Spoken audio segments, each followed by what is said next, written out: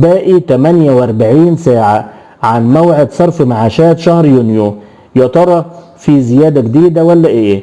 يا جماعة الخير يا اهل المعاشات، شدوا الحزام واستعدوا، يومين بالظبط وقبض يونيو في ايدينا. باقي 48 ساعة ونقول يا هلا بالقبض. كله يجهز نفسه عشان الفلوس هتنزل في الحسابات يوم السبت اللي جاي 1 يونيو.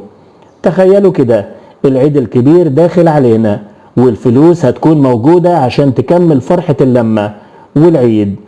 هيئة التأمينات الاجتماعية هتبدأ الصرف لحوالي 13 مليون مواطن مستفيد، يعني كرم ربنا واسع، والصرف مش يوم ولا 2، ده مكمل طول الشهر عشان الكل يقبض براحته ومن غير زحمة.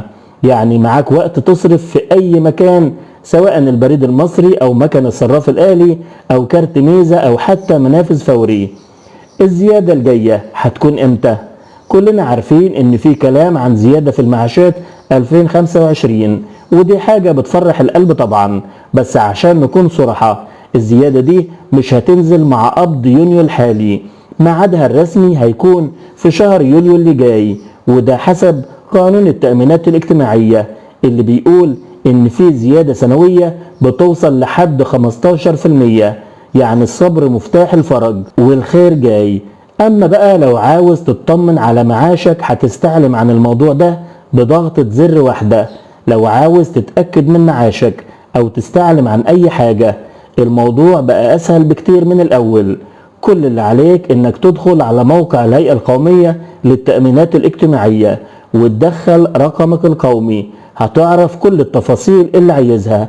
يعني حاجة مفيش اسهل من كده. اخواتنا تاني مرة بنأكد لحضراتكم ان قبض الشهر ده مفيش فيه اي زيادة جديدة في المعاشات، الزيادة كلها هتكون في معاش شهر 7 بإذن الله، يعني بعد شهر من دلوقتي. وشكرا لحضراتكم جميعا.